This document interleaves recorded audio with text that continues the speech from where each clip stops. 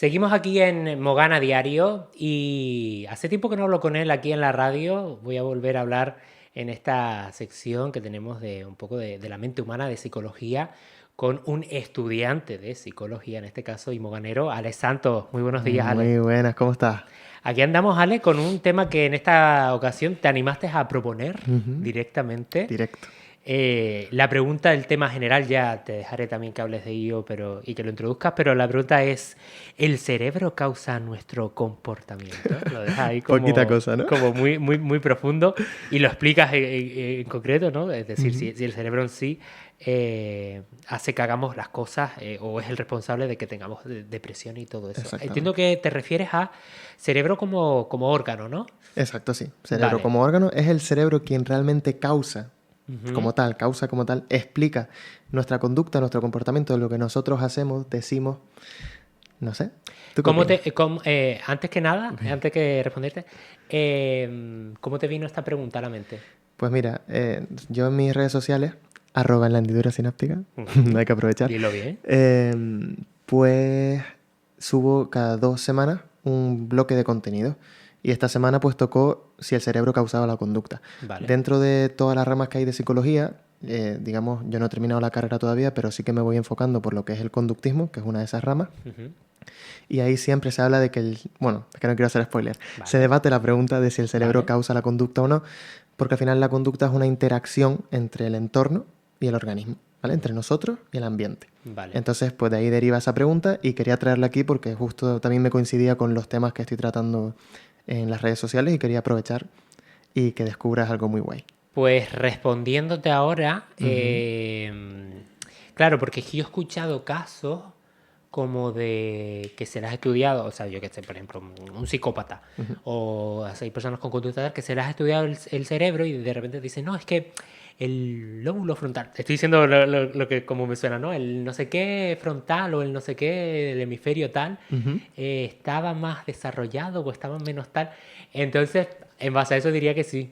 Vale. Pero luego, claro, también pienso en el tema este de la educación, la conducta, el entorno, que todo eso te va Ujú. influyendo también Y en tu día a día. está Entonces, interesante entonces, ¿no? Pues a rasgos generales, ahora vale, matizaremos, la respuesta es que no. vale. Nuestro cerebro como tal no causa nuestra conducta. Te voy a explicar por qué. Primero hay que entender, aquí también hay un poco un juego de palabras en el sentido de que hay que entender que con causa nos referimos a la causa primera. Es decir, el cerebro de repente decide hacer algo y nosotros nos comportamos. La cosa es que eso no funciona así, Ujú. porque el cerebro siempre necesita de un ambiente que lo estimule. Un Vale. ambiente interno o externo. ¿Vale? Puedo hablar de señales fisiológicas internas del cuerpo o un sonido o cualquier otra cosa. Porque el cerebro en sí mismo, por sí solo, como órgano, no puede producir una respuesta por sí mismo. Tiene que haber un estímulo que interactúe con ese cerebro y ese cerebro elicite o evoque una respuesta determinada. Te pongo un ejemplo más claro para que Ujú. lo entiendas. Imagínate el motor de un coche. Ujú. ¿El motor de un coche es la causa de que el coche arranque? Es la causa, bueno, es que también hay varios componentes dentro del Ujú. coche que hacen que se mueva, entonces, O todo el sistema, imagínate, todo el sistema del vale, todo el coche sistema es es la la causa de que causa, el coche arranque. no, porque tiene que haber, por ejemplo, una persona que le dé a arrancar, Exactamente. Pues justo has dado la clave. El vale. cerebro no es la causa de nuestro comportamiento, es una variable importantísima, por supuesto, sin cerebro no habría comportamiento, pero no es la causa como tal, sino que hay un ambiente que al interactuar con ese cerebro genera una respuesta. Al igual que hay un coche, o sea, hay una persona que al girar la llave interactúa con ese sistema del coche y lo activa. Vale, todo eso ya lo entiendo. Entonces, una persona con TEA, con autismo, con lo que sea, ¿de dónde viene si no es por un estímulo? Muy bien. Te me fuiste ya al quid de la cuestión. Yo que Perfecto. ya viajé, No, no, ¿no? está muy bien, está muy bien. Vale, hay que entender una cosa. Los trastornos mentales, Ujú, ahora voy más específico a tu pregunta, pero ujú. para dar un poco de contexto, los trastornos mentales son etiquetas, Vale, son nombres que nosotros le damos a una serie de comportamientos. Los trastornos en sí mismos no tienen una... A ver, ahora desgloso esto, ¿vale? Pero vale, no tienen una base orgánica o biológica como causa, vale, como sí lo tienen las enfermedades. vale. Enfermedades más orgánicas, más físicas. Con los trastornos mentales es más o menos lo mismo, pero no es una patología como tal con base biológica que se suele decir mucho de la depresión, sino que simplemente de la interacción del organismo con el ambiente se aprenden una serie de conductas que a corto plazo tienen sentido, pero a largo plazo generan malestar. Es decir, voy directo a hacerte una pregunta. Venga. Si abro el cerebro de una persona sin TEA, por poner el TEA como puede ser un TOC o TOC, por ejemplo, y abro el cerebro de una persona sin TOC, ¿es el mismo? No. Ah. No es el mismo. Porque lo que estamos hablando aquí es de que eso mal llamado enfermedad mental no tiene como causa algo biológico, pero sí que puede tener como consecuencia algo biológico, neuroquímico, lo que tú quieras. Vale. Por ejemplo, siempre se ha explicado que la depresión es por falta de serotonina. Vale. Eso está más que comprobado en papers y demás, que es totalmente falso. No se ha llegado todavía a comprobar. Pero puede pasar que una persona que decimos que tiene depresión, que no es otra cosa que estar inmerso en un contexto desfavorable, digamos, que de alguna manera hace que sientas pues todas esas emociones que decimos, tristeza y todo eso que nombramos, aparte de tener otros comportamientos más generales, puede tener como consecuencia un déficit de serotonina. Pero no es que la serotonina cause la depresión, sino que tener depresión, en el sentido de estas conductas, estar en este contexto, en este ambiente, puede generar que mis niveles de serotonina bajen. No sé si se entiende la diferencia, Sí, pero es crucial. Pero, y entonces, por ejemplo, vale, o sea, no se puede producir a la inversa. Como causa. Sí, o sea, es decir, que tenga la serotonina baja, ¿es? Sí. Y por eso tenga depresión. Claro, aquí es que esto es un tema complejo, pero lo que muestra la investigación científica es que realmente si ocurre es como consecuencia. Porque la depresión en sí mismo es un aprendizaje. Esto suele sonar muy raro, igual que la ansiedad.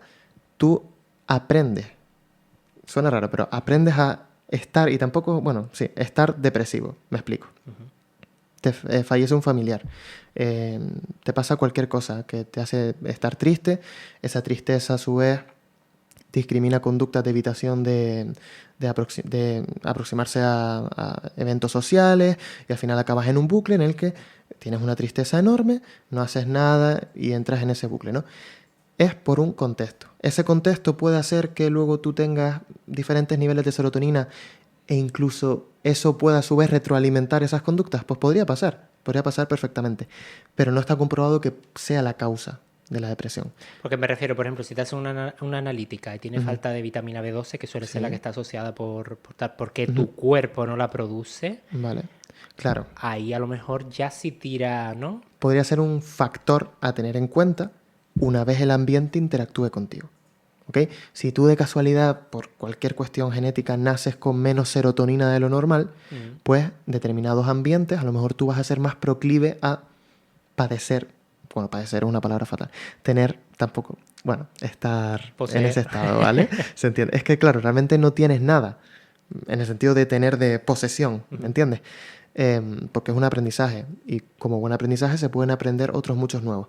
Y ese es el peligro de decir que la depresión es una enfermedad, porque lo dices como si fuese un cáncer o cualquier cosa y cuya única solución es farmacología. Por suerte no, es algo que somos muy afortunados en ese sentido porque podemos aprender otras conductas que sean mucho más favorables. Entonces, ¿para ti qué sería un trastorno? Sí, la palabra que se suele usar es trastorno, pero al final es un conjunto de conductas que nosotros etiquetamos como depresivas, ansiosas, obsesivo-compulsivas, ¿vale? Ahora bien, volviendo un poco a lo que decías antes.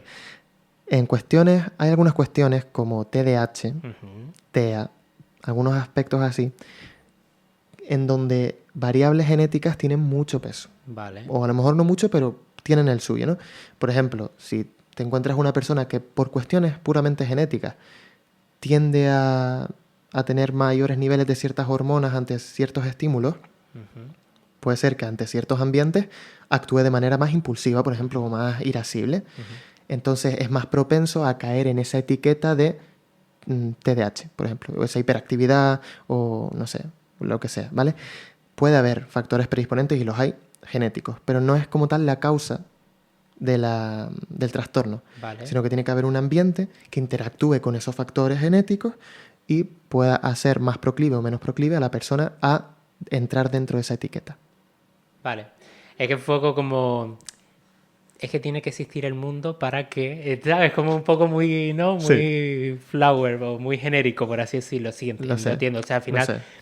Porque, o sea, tiene que estar la persona en un contexto, por ejemplo, normativo, digamos, para que pues se categorice como que es una conducta no normativa y pues por ahí sí lo puedo entender. Vale, pues es básicamente eso. ¿Es complicado? Sí. ¿Es muy general? A ver, primero es más probable de acertar en la respuesta siendo general. No, Total. pero te digo en serio que no, cuando hablamos de que no es una enfermedad mental, es porque no tiene una causa biológica. Vale. Pero es lo que te digo, como consecuencia sí. Pero si tú piensas en, o no, depende. Pero si tú piensas en una enfermedad orgánica cualquiera, no sé, cualquier enfermedad en la que pienses, se puede atribuir a algo físico. Por ejemplo, hay este déficit de estas hormonas, o hay más de estas hormonas, o hay este tumor, o está esto. Pero con la enfermedad mental no pasa. Enfermedad, bueno, trastorno no pasa porque no puedes atribuirlo a algo. No es que de repente tu cerebro diga, voy a dejar de producir serotonina. Y entonces tú te veas en la tesitura de que tienes depresión. No, es yo, Alejandro, a lo mejor tengo un déficit de serotonina porque, mira, le dio ahí a un gen que quiso, bueno, lo que fuera. Estoy inmerso en un contexto que puede ser que me haga más proclive a tener depresión o estar depresivo, mejor dicho, por mi contexto en interacción con mi variable genética. Pero como causa no ha quedado demostrado todavía. Pero es lo que te digo, en cuestiones como TEA, TDAH y algunos aspectos así, sí que se le podría otorgar cierto peso, no es nada tampoco es hiper mega significativo, pero cierto peso a algunos aspectos genéticos. Fíjate tú, porque haciendo un poco la propuesta del tema, había preguntas como, ¿sin cerebro podríamos hacer cosas? O sin un contexto podríamos hacer cosas que están interconectados ambas Sí, cosas, ¿verdad? los dos son necesarios, pero ninguno es suficiente. Si hay un contexto y no hay cerebro, yo no puedo hacer nada, porque no puedo interpretar esas señales. Pero si hay un cerebro y no hay un contexto, tampoco puedo hacer nada porque el cerebro en el vacío no puede generar conducta. Y al igual que el motor de un coche no puede arrancar por sí solo el propio coche. Entonces va en esa línea. Es curioso, a mí me encanta este tema. Me encanta, pero es claro, siempre que decimos que el cerebro no causa la conducta es como que queremos quitarle importancia. Y para nada, el cerebro es que es importantísimo, pero no es suficiente para generar comportamiento. Y uno, por ejemplo, bueno, supongo que es obvio, pero uno puede entrenar el cerebro. Puede entrenar el cerebro siempre que hay un ambiente que lo estimule, por supuesto. Sí, sí, sí. Vale. Eso que se dice de que es un músculo, realmente no es un músculo como tal, es una metáfora. Está bien para enseñar de que, oye, pues sí, el cerebro se puede entrenar en el sentido de que se pueden generar nuevos aprendizajes. Pero por sí mismo no. Porque no te vas a acostar a dormir y vas a decir, venga, cerebro, entrena, entrena, entrena. No, No, total. tiene que haber una interacción. Y ahora voy totalmente, no sé. Vale, las personas que, un tema importante, las personas que tienen Alzheimer, por ejemplo, Vale. Mm, es una cosa muy genética, buena, es una muy cosa del buena. cerebro, es algo de externo. Muy buena pregunta. Lo que pasa con el Alzheimer es que, claro, a ver, esto es complicado. Es una enfermedad más física, Vale, anatómicamente ubicable.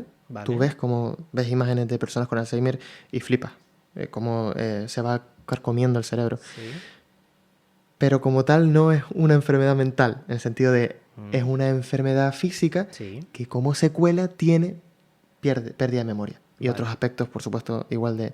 No sé si se entiende. Pero en Entonces, este caso sí viene del cerebro directamente, claro, ¿no? pero, por ejemplo, claro, tú puedes tener también una enfermedad, imagínate una enfermedad X, me la invento ahora, Sí, que imagínate te coma el hemisferio derecho entero, porque la enfermedad sí, es así, te come... Claro, ahí eso es una enfermedad física, sí. cuya causa es física, una expresión genética, bueno, X se expresa, que también para expresarse un gen tiene que haber una interacción con el entorno, pero no vamos a entrar ahí. Y te come toda la parte derecha del cerebro.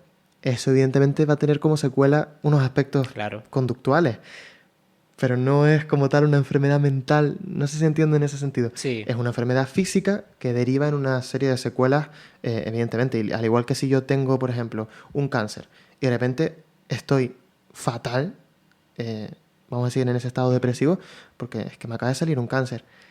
¿El cáncer es una enfermedad mental? ya, No, pero es ya. una enfermedad física.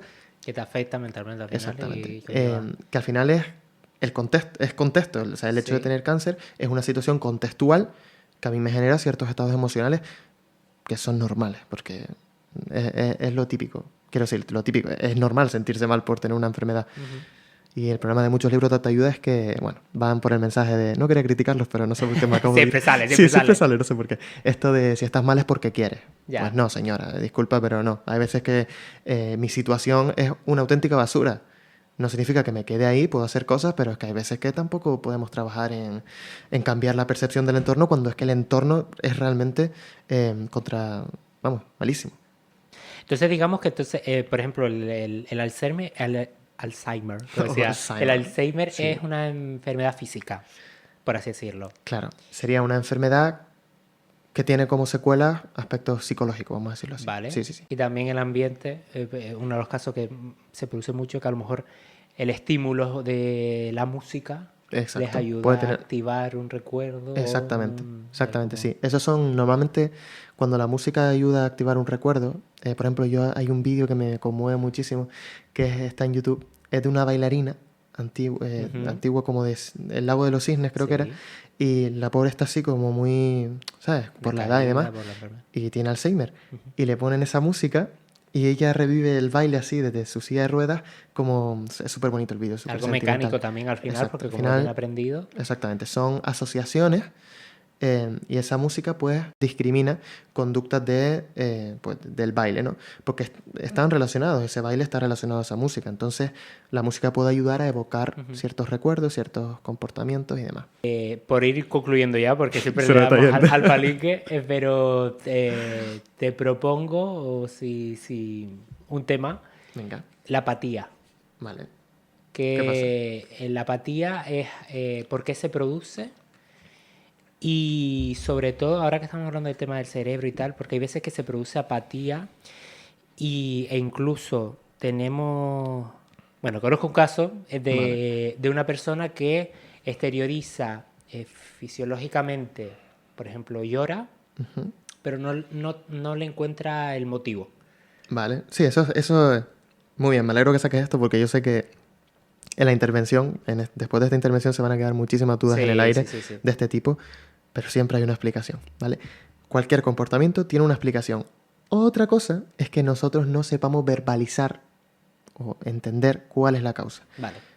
Lo dejamos ahí, porque esto yo creo que da para mucho y si quieres lo desarrollamos más en otro programa. Perfecto. Pero es interesante porque a veces se produce eso, ¿no? Que evidentemente siempre tiene que haber algún motivo, por así decirlo, siempre lo decimos, pero a veces nos cuesta mucho encontrar el motivo de por qué reaccionamos. Y ya no solo llorar o reaccionar agresivamente o lo que sea, no encontramos el motivo y pensamos que es algo como que viene del cerebro, como digo, sin ningún motivo aparente, valga la redundancia, pero seguramente tiene algún contexto y alguna explicación. Ale, muchísimas gracias. Muchísimas gracias a ti, ha sido un placer y me alegro volver a El Ruedo. Nos escuchamos pronto, buena tarde. Nos vemos, chao, igual.